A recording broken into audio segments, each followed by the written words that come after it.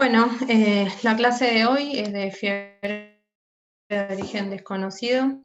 Yo soy Florencia Hernández, para los que todavía no me han conocido, así que vamos a arrancar.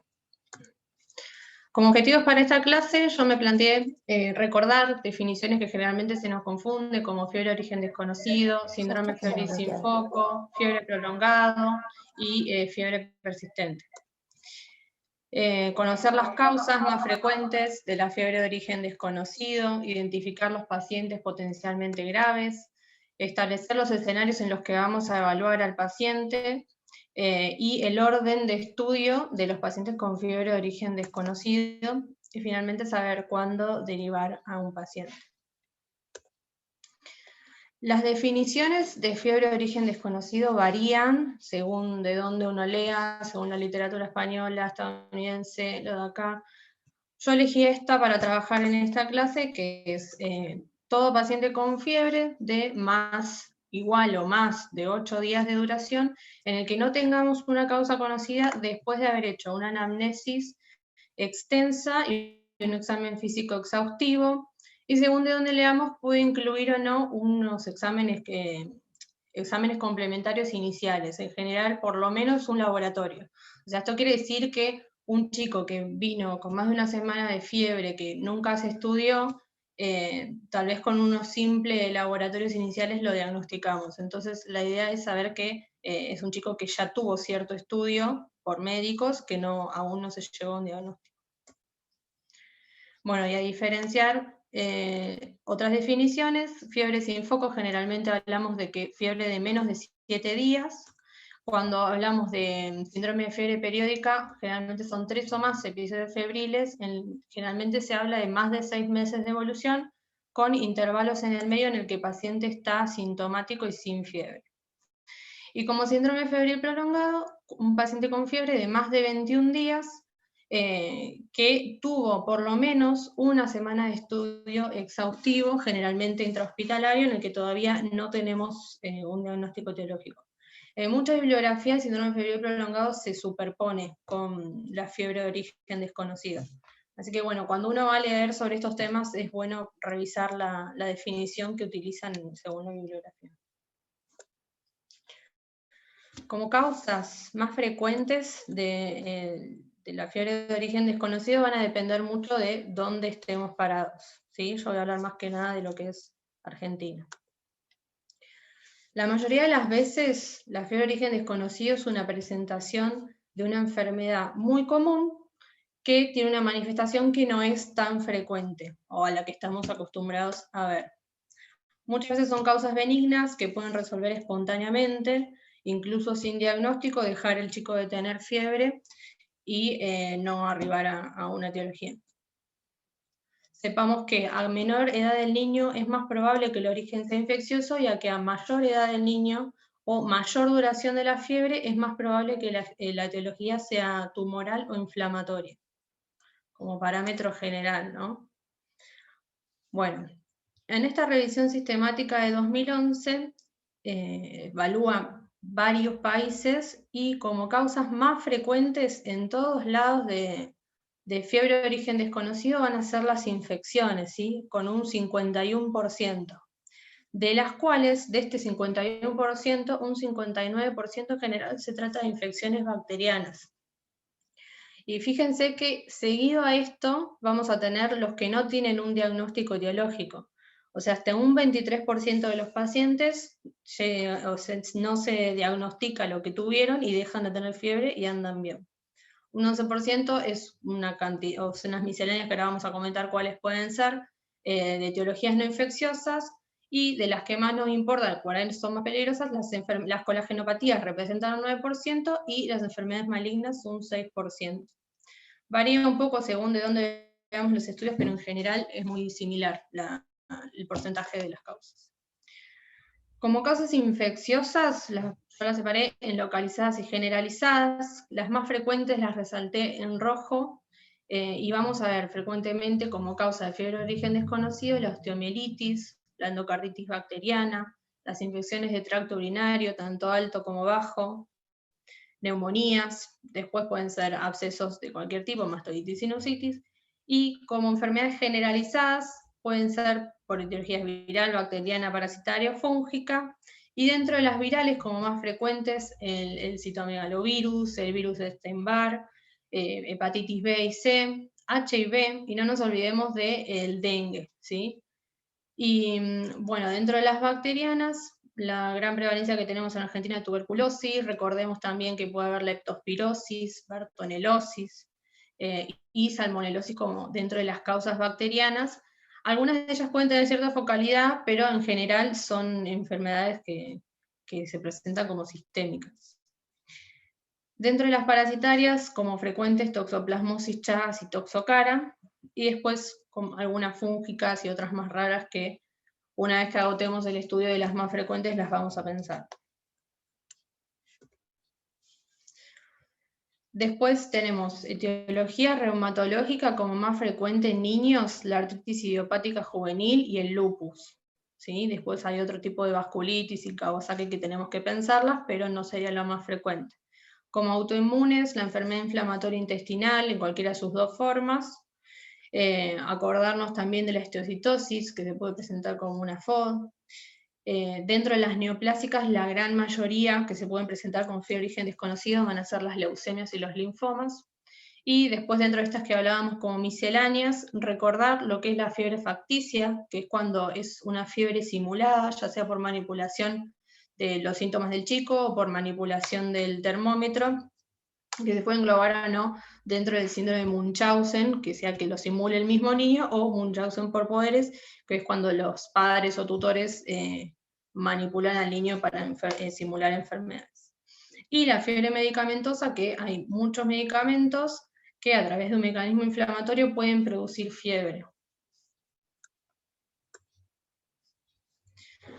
Bueno, les presento este caso clínico que lo vamos a retomar más adelante. Se trata de María, que tiene 8 años, es oriunda de Paraguay, y consulta por fiebre en nuestro hospital de 10 días de evolución. Después voy a aportar un poco más de información de este caso para ir charlando algunas cositas, pero acuérdense de esto. Bueno, vamos a hablar un poquito de la evaluación del paciente con fiebre de origen desconocido, que se puede dar en dos escenarios, ambulatorio y hospitalario. Nosotros vamos a estar aptos para evaluar un paciente de forma ambulatoria cuando el chico esté en buen estado general, yo tengo una familia que tenga acceso al sistema de salud y que tenga buena pauta de alarma por si el chico empeora, o sea que pueda consultar rápidamente. Y también cuando hago los estudios preliminares, la primera etapa de los estudios, generalmente si el chico está bien, se pueden hacer de forma ambulatoria. Y después la evaluación intrahospitalaria lo vamos a hacer en chicos que estén en regular o mal estado, en los que sean muy chiquitos, menores de 3 meses, en los que sepamos que tal vez ya lo vimos de forma ambulatoria, pero vemos que los síntomas son progresivos y el chico está deteriorando. Cuando sospechemos un maltrato. Esto es muy importante, lo vamos a internar siempre que querramos observar y constatar la fiebre, ver el patrón, ver los síntomas, es un criterio de internación. Cuando sea más fácil hacer los exámenes complementarios que de forma ambulatoria, si tienen ciertas comorbilidades que nos preocupen que no estén monitorizadas. El estudio de la fiebre de origen desconocido se va a hacer en 3 etapas. Vamos a iniciar con la anamnesis exhaustiva, un examen físico completo y exámenes complementarios. Dentro de la anamnesis, como ya les dije, la historia clínica de un chico en el que yo no sé la causa de la fiebre tiene que ser exhaustiva, bien detallada, hacer hincapié en los antecedentes. Ahora en la próxima diapositiva vemos bien qué hay que ver. Y súper importante repetir periódicamente. ¿Esto qué quiere decir? Cada vez que el chico cambie de cuidador, yo vuelvo a preguntar la historia clínica. Si es un chico que habla y me sabe decir qué le pasa, le pregunto. Si sintió algo raro, le puedo preguntar parte por parte del cuerpo si sintió algún dolor, si recuerda alguna molestia, algún contacto, algún viaje, todo eso se le puede preguntar a un chico. Y pedir a los padres que hagan un registro de la fiebre, esto es ver cómo toma la fiebre, ver qué termómetro utiliza y pedirle que lo registre. Bueno, entonces, dentro de la fiebre vamos a ver, como dijimos, constatar cómo toman la fiebre, si es correcto, y constatar en algún momento que él tenga fiebre, nosotros ver que se tomó correctamente y que tiene fiebre para distinguir estos chicos que pueden tener fiebre simulada. Ver cuánto dura la fiebre, ver si tiene signos y síntomas acompañantes, a qué temperatura llega, para poder después establecer patrones de fiebre y ver si cede o no con antitérmicos. Esto nos va a orientar la etiología. Los que sean con, qué sé yo, por ejemplo, la displasia ectodérmica van a ser pacientes que no va a ceder con antitérmicos la fiebre, o los síntomas y signos acompañantes puede aparecer un rayo evanescente en la artritis idiopática juvenil, o ciertos dolores, todo eso hay que tenerlo en cuenta. Sepamos que ante cada grado que sube la temperatura, vamos a ver si hay o no taquicardia. Entre 6 a 10 latidos por cada grado que suba la temperatura generalmente es lo que debería modificarse la frecuencia cardíaca.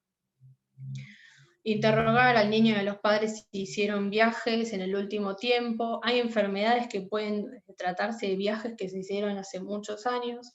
Si tuvo contacto con animales como gatos bebés, como vacas, ratas, si hubo contacto con personas enfermas, ya sea convivientes o no convivientes, compañeros de la escuela, del colegio. Si hizo algún tratamiento previo, si toma alguna medicación, por esto que decíamos de la fiebre medicamentosa, que puede ser por un mecanismo inflamatorio, o mismo por ejemplo, anticolinérgicos que pueden dar hipertermia. Medicamentos que tome para una enfermedad de base, o mismo tratamientos que se hayan dado para este cuadro febril, ya sea antitérmicos mismos o algún tratamiento antibiótico, corticoides. Nosotros necesitamos saber eso para pensar si hay alguna de las causas que puede ser de fiebre de origen desconocido que se está opacando por el tratamiento.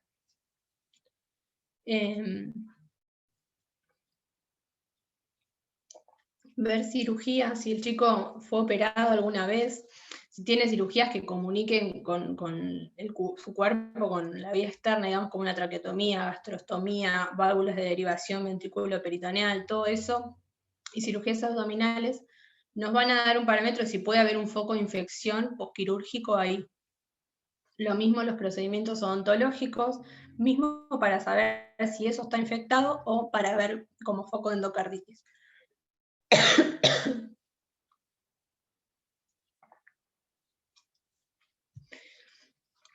Bueno, ay, perdón, me atoré. Bueno, a ver si hubo pérdida de peso. Ay, denme un segundo.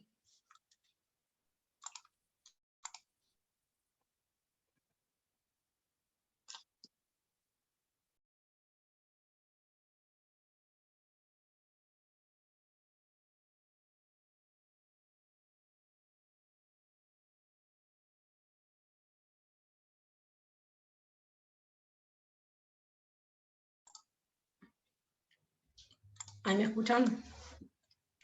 Sí, se escucha, Flor. Perfecto. Bueno, me voy a quedar en la pérdida de peso. La pérdida de peso puede darse en enfermedades hematológicas, en algunas autoinmunes, y como parámetro de un proceso crónico, ¿sí? El acceso a cloacas, agua potable, alimentos no higienizados para pensar en ciertas infecciones nos va a ayudar. Conocer si tuvo alguna picadura de insecto. Después en el examen físico también vamos a buscar puertas de entrada para pensar como inoculación de ciertas infecciones. Y saber la etnia y descendencia más que nada porque hay ciertas enfermedades que son más frecuentes en cierta etnia. Y como todos los chicos, la vacunación. Bueno, se pueden establecer ciertos patrones de la fiebre que en realidad la utilidad es relativa.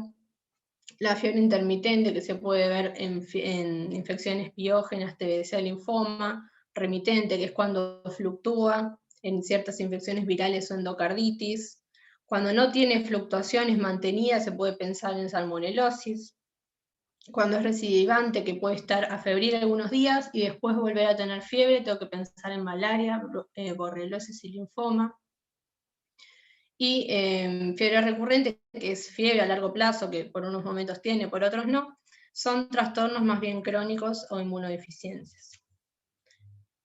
Esto en realidad tiene cierta utilidad porque pueden mezclarse y de hecho pueden confundirse según el uso de antitérmicos. Bueno, volviendo al caso de María, que dijimos que tenía 8 años, que hacía 10 días que tenía fiebre. La nena vino de Paraguay con su mamá, ambas hablan en guaraní, por lo que el interrogatorio fue súper dificultoso. La fiebre que logramos, por lo que entendemos, fue sin predominio horario, de alrededor de 39 grados, hace 10 días, y que cede con antipiréticos. Tuvo dinofagia hace 2 semanas, por lo cual le dieron un tratamiento de una faringitis con amoxicilina ácido clavulánico, con el cual no tuvo un cambio en los síntomas. Tiene tos, de no se acuerda hace cuánto, los convivientes por lo que dice son sanos. Tuvo descenso de peso, sudor nocturno, decaimiento e hiporexia. Bueno, entonces ahora los invito, sabiendo estos antecedentes, ¿piensan que se internaría o no, María? Los espero que alguno se conecte y me comente. Si querés Ahí les podemos largo un lanzar la poll para que... encuesta. Si querés podés lanzar la encuesta, Flor, y después que algunos comenten o al revés, no sé qué querés hacer primero. Ahí la puse.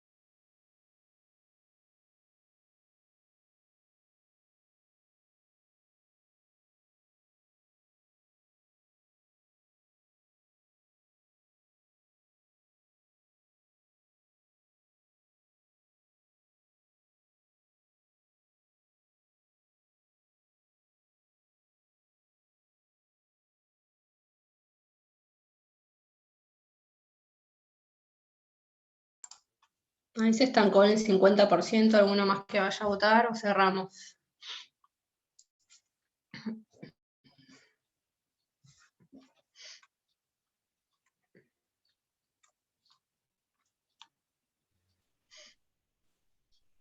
Bueno, ahí les voy a mostrar los resultados. Bien, un 85% puso que internaría a María y un 15% que no.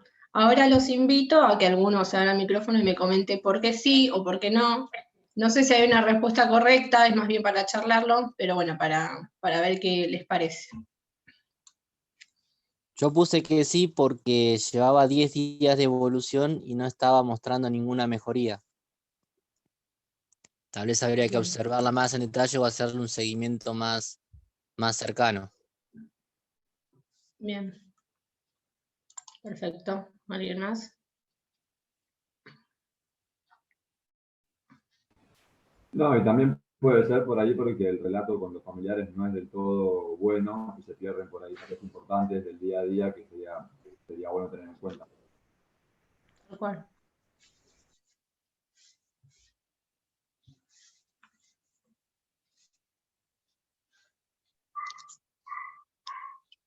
Y de los que no lo internarían, ¿por qué? ¿Cómo la seguirían de forma ambulatoria? ¿Cómo harían? Por ahí piden si podés volver a la anterior para ver un poco mejor los datos de la paciente. Dale.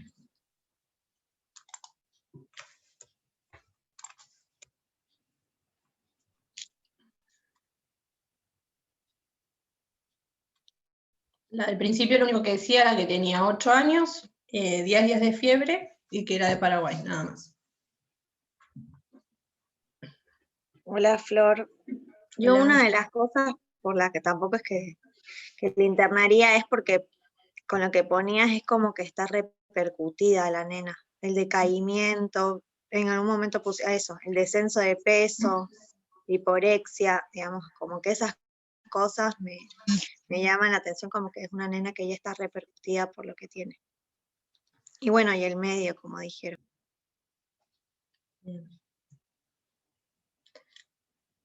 Bueno, sí, en realidad esa nena más que nada se la internó para estudio, justamente porque vino de otro país para estudiarse. Que tenga un descenso de peso y decaimiento te hace pensar que ella viene de varios días de evolución y que está empeorando su cuadro clínico. Así que es importante poder estudiarla completamente en internación y tenerla observada más que nada para ver si hay algún otro síntoma que no nos puede referir o algo más que nos oriente la etiología. Bueno, entonces ahora vamos a hablar del examen físico, que como habíamos dicho, tiene que ser detallado por sistemas, ¿sí? De arriba a abajo, no me puedo saltear nada, reviso todo del paciente. Y al igual que la anamnesis, tenemos que repetirla todos los días para ver si aparecen síntomas nuevos, y con y sin fiebre, como habíamos dicho en el interrogatorio, porque hay síntomas que pueden aparecer con la fiebre que nos pueden orientar a ciertas etiologías. Bueno, ver los signos vitales también con y sin fiebre, evaluar los ojos, ver si hay alguna conjuntivitis, por ejemplo, en la enfermedad de Kawasaki o leptospirosis puede haber conjuntivitis, petequias, hemorragias, uveitis, edema palpebral. Mirar los oídos, tal vez es un chico que está hace 8 días con fiebre y nunca nadie le miró los oídos y simplemente tiene una otitis. Ver si tiene síntomas neurológicos, de focalidad, si tiene cefalea, para pensar en algún proceso del sistema nervioso central. Revisar toda la boca, revisar las piezas dentales, ver si tiene úlceras o aftas, si tiene dientes en mal estado, si tiene algún absceso odontógeno como causa de la fiebre, la halitosis que nos puede orientar a infección de senos paranasales, la sinusitis, si tiene congestión faríngea, nos puede orientar a ciertas virosis, rinorrea o labios secos a displasia ectodérmica. Palpar si hay adenopatías, tanto en cuello, ingle, cervicales, en todos lados. Y ver si hay bocio, porque el hipertiroidismo también puede dar fiebre. Los puntos sinusales buscando sinusitis. La evaluación cardiológica, más que nada buscando si tengo un soplo, para pensar en endocarditis bacteriana, ver si hay frote pericárdico, que puede haber pericarditis en el lupus, por ejemplo, en algunas enfermedades reumatológicas. La auscultación pulmonar para evaluarse el foco respiratorio. La panza, buscando hepatomegalia, esplenomegalia, que nos puede orientar a enfermedad hematológica y algunas virosis. Si hay masa abdominal, si hay algún dolor específico en la panza, pensando en abscesos abdominales. Si hay dolor en alguna parte. Y fístulas rectales, pensando en enfermedad inflamatoria intestinal. Es importante revisar. La piel de todo el cuerpo la vamos a revisar buscando exantemas que pueden presentarse en ciertas infecciones, petequias, lesiones específicas como picaduras, como inoculación de algún insecto, sequedad de la piel y la temperatura. Por ejemplo, la piel puede estar seca y caliente, también la displasia ectodérmica. Dolor óseo y muscular, inflamación y edema articular. Pensemos que el dolor óseo, por ejemplo, puede estar en muchas leucemias, el dolor en las tibias suele aparecer la leptospirosis, ver todas las articulaciones, a ver si hay derrames articulares, pensando en enfermedades reumatológicas. Bien, eso. Acá las imágenes a cosas que buscar. Esa sería la conjuntivitis que aparece en la leptospirosis y la que aparece en la enfermedad de Kawasaki. Lo que sería un absceso odontógeno o flemón dental, como lo veríamos. Los dientes cónicos que aparecen en la displasia ectodérmica. El rash malar que aparece en el lupus, más exacerbado o menos exacerbado. El sitio de inoculación de la bartonelosis en la enfermedad del arañazo de gato suele verse así, como un nódulo. En la fiebre tifoidea, por la salmonela, aparecen estas pápulas eritematosas, que son muy características en todo el cuerpo. La histiocytosis de células de Langerhans generalmente no se ven tan floridas como estos bebés, pero el tipo de lesión que presentan son así, como un eritema sobrelevado. Esta lesión que ven en el pliegue del nenito es bastante característica, es como sobrelevada, húmeda. Y el rash de la artritis idiopática juvenil, que es fugaz, evanescente, se suele presentar cuando hay fiebre y después desaparece. Por eso es importante evaluarlos cuando tienen fiebre. Bueno, volvemos al caso de María, que el examen físico encontramos que estaba en regular estado general, estaba adelgazada, pálida, encontramos que tiene adenopatías, labios secos, caries, abdomen globoso, timpánico no doloroso, hepatomegalia, con el resto del examen físico sin particularidades. Bueno, ahora teniendo estos datos del interrogatorio y del examen físico, ¿qué causas se les ocurre que puede llegar a tener esta nena? ¿Y qué exámenes complementarios iniciales pedirían? Les vuelvo para atrás para que vean el examen físico.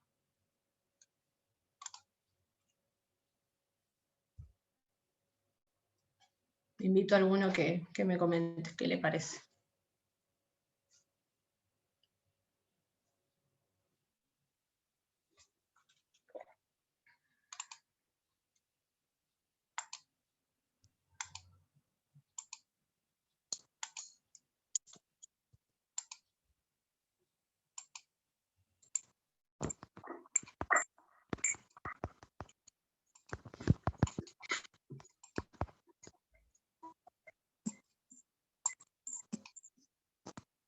¿A alguno se le ocurre alguna etiología o avanza? Ahí en el chat están poniendo síndrome mononucleósico. Puede ser.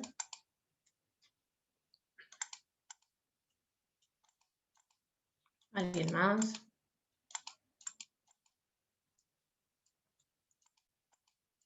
¿Y qué estudios le pedirían Linfoma, si es un síndrome linfoma dice otra mononucleósico? persona. Uh-huh. Pensando en esas dos etiologías, ¿qué estudios complementarios iniciales pedirían?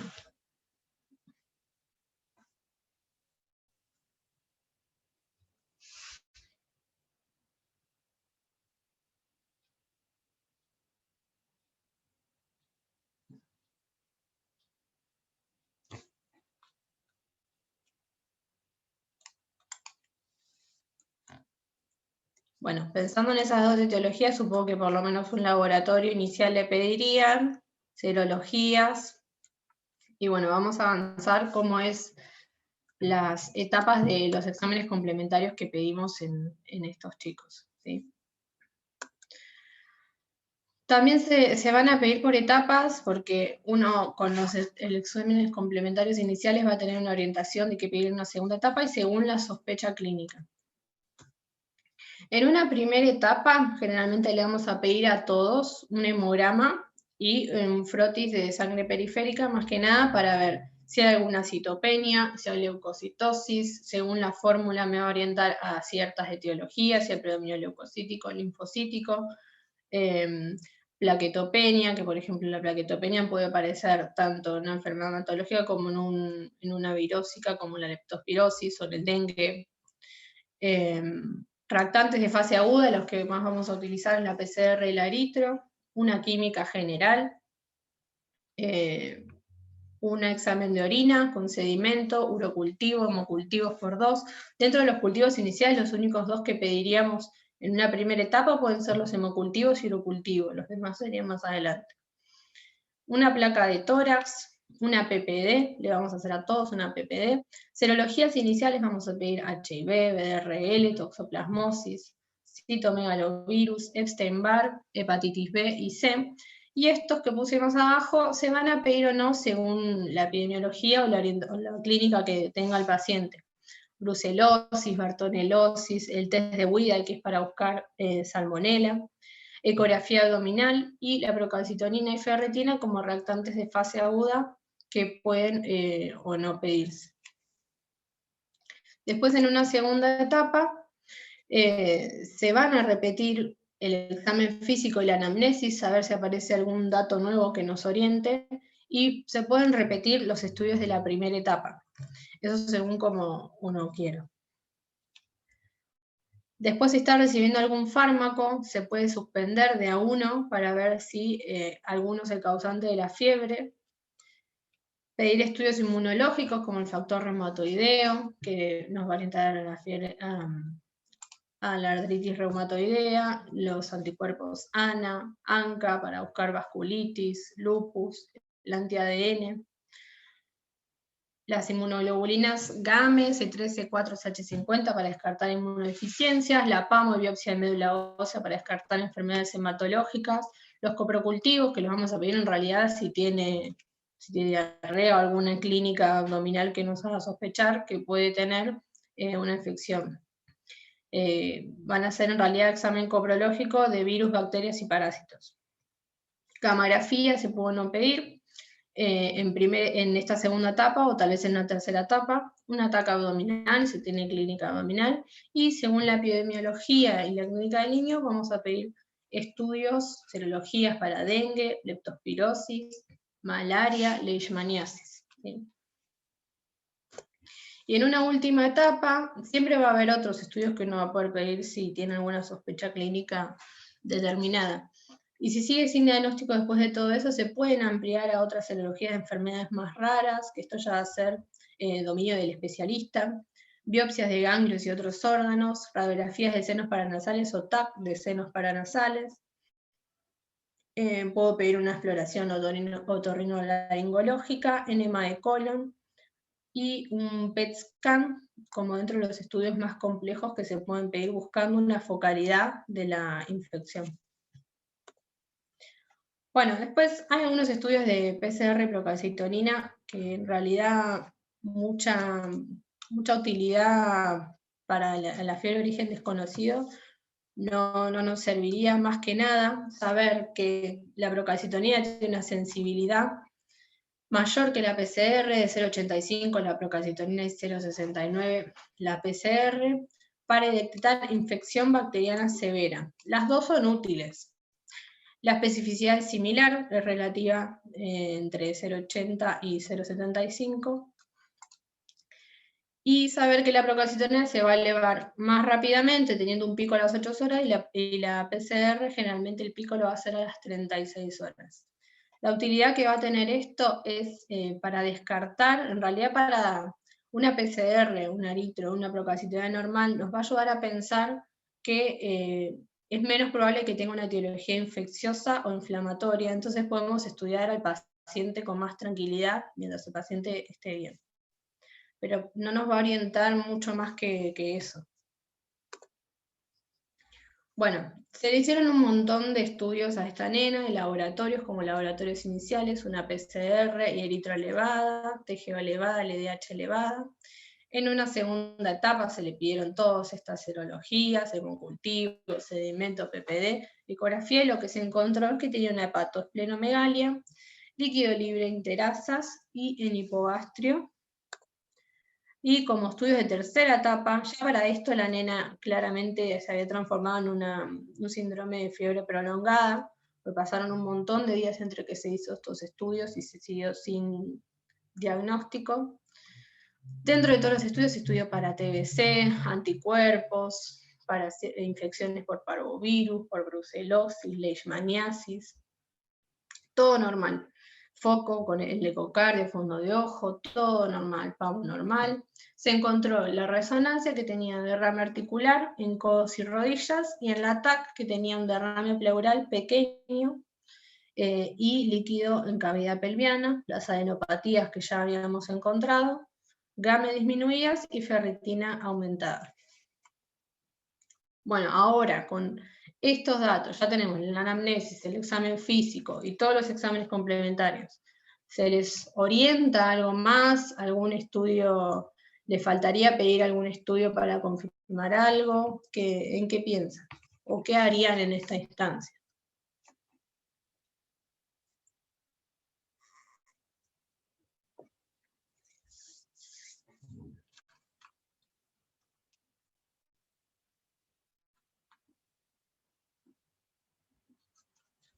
Ábrense el micrófono y hablen, que el chat no lo puedo ver, y es re aburrido.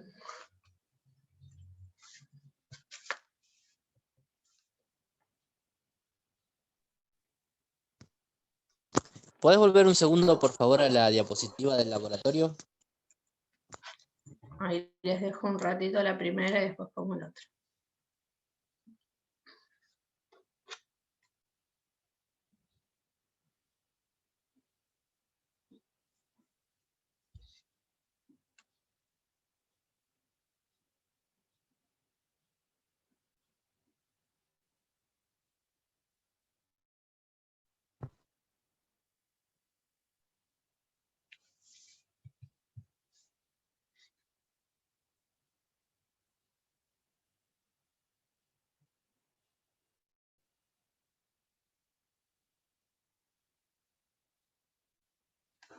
Les pongo la otra.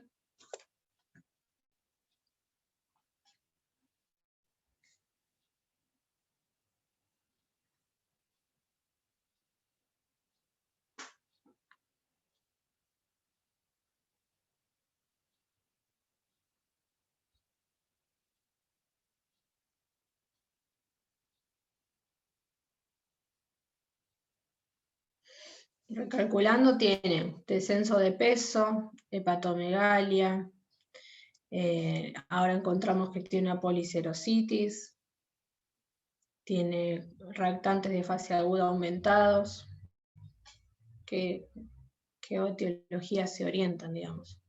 Lo que es infectológico, le dio todo negativo. Hola Flor, soy Manu. La mano. Según los primeros laboratorios que mostraste en la primera etapa, al tener reactantes de fase aguda aumentados, eritrosedimentación, PCR, la hepatosplenomegalia, ya si tiene reactantes, esos reactantes aumentados, podríamos orientarnos a algo infeccioso o a algo reumatológico, como una artritis reumatoidea juvenil o algo reumático que tenga una afectación sistémica. Y después, bueno, la hepatosplenomegalia, me parece que también tenía policerositis, ¿no? Sí, Afectación derrame de las articular, derrame articulaciones. pleural. Sí. Por ahí Bien. yo completaría con laboratorios para orientarme a algo más reumatoideo. Factor reumatoideo, los ANCA, C3, C4, CH50. Todo eso se le pidió y fue normal. Eso no lo había visto. ANCA, P, C, ANA y factor reumatoideo normal. Igual como todo, o sea, todo estudio complementario sabemos que tiene cierta sensibilidad y especificidad y falsos positivos y falsos negativos. No voy a andar acá en cuál es el de cada uno porque nos volvemos locos, pero... No, la ferritina aumentada también puede ser, o sea, nos orienta a algo inflamatorio o algo infeccioso. No está muy alta como para pensar en, no sé, un hemofagocítico o algo así. También está anémica, alta. sabemos que está anémico, que también puede ser tranquilamente por anemia ferropénica. Sí. Tiene LH aumentada. Bien, ¿a alguien se le ocurre alguna otra cosa? ¿Pediría alguna otra cosa más específica? ¿Consultarían a alguien? ¿Derivarían a la paciente?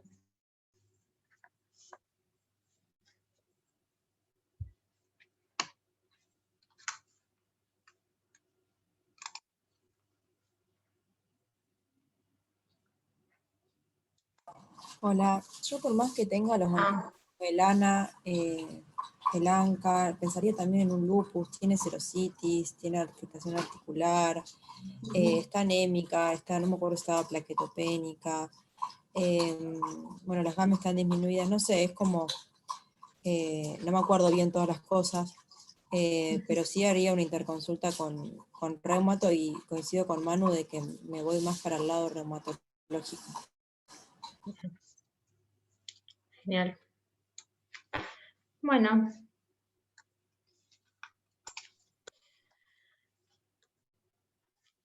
Bueno, antes de saber cómo terminó la nena, les quería comentar, ¿cuándo pensamos que hay que derivar al especialista? Esto en realidad también es medio criterio clínico y va a depender de cada paciente, pero en general un paciente que nosotros ya le hicimos una evaluación inicial, el primer pool de estudios y seguimos sin diagnóstico, si el chico está en regular o mal estado general, vamos generalmente a derivar a un especialista, ya sea un pediatra con más experiencia o el infectólogo, que sería el de los primeros especialistas que nosotros vamos a consultar, porque como vimos, la mayoría de las causas de la fiebre de origen desconocido son infectológicas. Después, si ya tenemos una sospecha de enfermedades específicas, como en este caso, que pensamos que puede ser algo reumatológico, vamos a consultar al especialista. Y para lo mismo, para asesoramiento en el estudio de la fiebre de origen desconocido. Cuando nosotros ya no sabemos qué pedir, no nos acordamos los pasos o a dónde orientarnos, podemos pedir una derivación al especialista. Bueno, en ella se interconsultó a todos, infectología desde el comienzo fue la que le pidió todos los estudios que se le fueron haciendo, se pensó en leishmaniasis, se pensó en tuberculosis, de todo. Hematología le hizo la PAMO, que se descartó enfermedad maligna, se descartó leucemia y linfomas, y con una interconsulta que se le hizo odontología porque tenía las piezas dentales en mal estado, se encontró que tiene un absceso odontógeno crónico. Esto podría ser causa de la fiebre, pero no se pensó que sea el causante de la fiebre de tanta larga data. Se le dio tratamiento con amoxicilina ácido clavulónico 7 días y a pesar de eso siguió febril. Y finalmente se interconsultó a reumatología, que por todo lo que nosotros dijimos, tuvo también un rayo evanescente dentro de uno de los registros febriles que tuvo, no lo puse al principio. Se concluyó fuertemente que podía tener una artritis idiopática juvenil sistémica y se inició el tratamiento con meprednisona, con la sospecha clínica, a pesar de que tenía los anticuerpos normales, porque el factor reumatoide puede no estar aumentado en la IJ, entonces no es específico. Bien. El tratamiento de la fiebre de origen desconocido, lo que tenemos que saber es que si el chico está estable y en buen estado, no es urgente, ¿sí? Podemos mantenerlo con antitérmicos, de hecho si el chico está bien y maneja bien los síntomas de la fiebre, preferible mantenerlo sin antitérmicos para observarlo bien cómo es el patrón de la fiebre. Y muy importante, no poner antibióticos de forma empírica si nosotros no queremos opacar una infección que nosotros todavía no detectamos. Lo mismo el corticoide, no podemos ponerlo sin un diagnóstico claro. Si tiene una enfermedad tumoral, lo empeoramos. Si tiene una enfermedad reumatológica, lo podemos tapar. No vamos a poner un corticoide si no estamos seguros o casi seguros de la etiología. Y sobre todo, para poner un corticoide es importante haber descartado tuberculosis, que en esta nena se le hizo PPD, se le hizo baciloscopía y fue negativa, y se le hizo una PAMO que fue normal. Bien.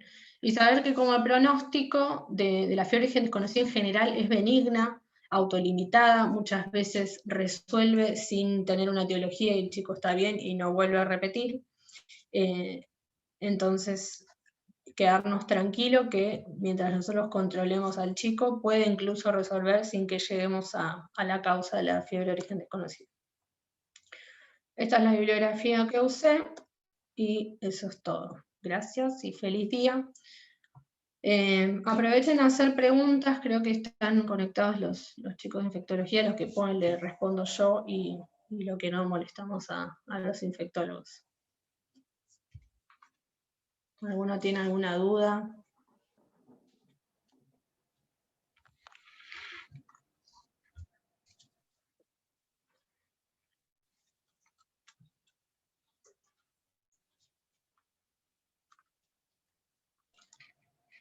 Felicitaciones, Flor, estuvo muy buena la clase. Hiciste una revisión bastante profunda de un tema que genera bastante controversia muchas veces, y creo que lo que quedó claro es que es un tema súper amplio, que no hay un algoritmo claro ni exámenes complementarios dirigidos para esta entidad clínica, sino que, como en muchas otras, lo que prima es el interrogatorio minucioso, la reevaluación diaria y constante del paciente, y orientar los exámenes complementarios a esa revisión clínica. Y que, como decir, que la fiebre es un síntoma, ¿sí? Entonces tenemos que buscar de ese síntoma la etiología, y como vos bien nombraste, a veces hay algunos pequeños elementos, como el estado clínico, la epidemiología del paciente, y algunos laboratorios básicos, como bien mostraste los reactantes de fase aguda, que nos pueden dar cierta orientación de la gravedad y urgencia del caso. Estuvo muy bueno, Flor. Ahí te están felicitando. Te están felicitando en el chat. No sé, bueno, si no tienen ninguna duda, Flor, gracias por escucharme. Flor, yo lo que quería decir, nada, que justo habíamos tenido un paciente también con una FOD hace poco, y mi duda era, y que está bueno que lo pusiste en los cuadros, las etapas de los exámenes complementarios, porque uno frente a un paciente que hace un examen físico y una anamnesis re exhaustiva y no tiene un diagnóstico o no tiene una sospecha clínica, más por guardia, que por ahí es más difícil, que tiramos todo, empezamos a decir, bueno, le pido de todo, y me parece súper importante eso que hiciste de hacerlo en etapas, y que nos lo llevemos también para saber si no tenemos nada, si no sospechamos absolutamente nada, saber cuándo empezar a pedir las cosas, que muchas veces nos suele pasar. Así que nada, es re linda clase. Bien, genial. Buenas. Sí, hola. Yo también me encantó la clase, tengo una duda que me surge, la tengo desde primero. En realidad, cuando, por ejemplo, tenemos un paciente en el que estamos buscando focos profundos, si leíste algo de cuál es la sensibilidad, que siempre pedimos fondo de ojo, por ejemplo, fondo de ojo, ecocardio, ecografía abdominal, como que de entrada, y por ahí ponerle qué sensibilidad tiene hacer un fondo de ojo, como de rutina, buscando focos profundos. No, la verdad que no leí nada específico sobre eso. Sí, lo que es fiebre de origen desconocido, recomiendan hacer fondo de ojo para buscar estas microhemorragias que pueden aparecer en las vasculitis, como foco de infección. No sé exacto la sensibilidad y especificidad. La ecografía abdominal sí se recomienda para buscar abscesos, para buscar quistes, qué sé yo. Incluso si tengo una hiperosinofilia asociada a la fiebre, puedo pensar en toxocara y también buscar la focalidad de esa toxocara. Pero específicamente no sé. No sé si... Mira, yo entiendo que vos te estás refiriendo específicamente a la búsqueda de focos infecciosos secundarios en pacientes con con un diagnóstico, con una bacteriemia, por ejemplo, una bacteriemia oculta por Staphylococcus aureus, buscar los focos profundos para ver si hay una metástasis infecciosa o para encontrar el foco de esa infección. Creo que a eso te estás refiriendo. Claro, ¿no? Sí, por ahí. En lo que es fiebre de origen desconocido, primero en todo caso vas a hacer cultivos, como dijo, como dijo Flor, y después buscarías un foco profundo de ese cultivo si te da positivo, y si pedís alguno de los estudios complementarios estos, va a ser basado un poco en la clínica y en el paciente en particular. A eso te referís, ¿no? Sí, era eso. Claro, por ahí habría que ver después bien la utilidad, por ejemplo, no sé, en la que es por Staphylococcus aureus, si el fondo de ojo no tiene mucha utilidad en pediatría y solo habría que hacerlo en pacientes con clínica. Pero bueno, eso por ahí es para charlar después fuera de esta clase. Claro. Bueno, gracias.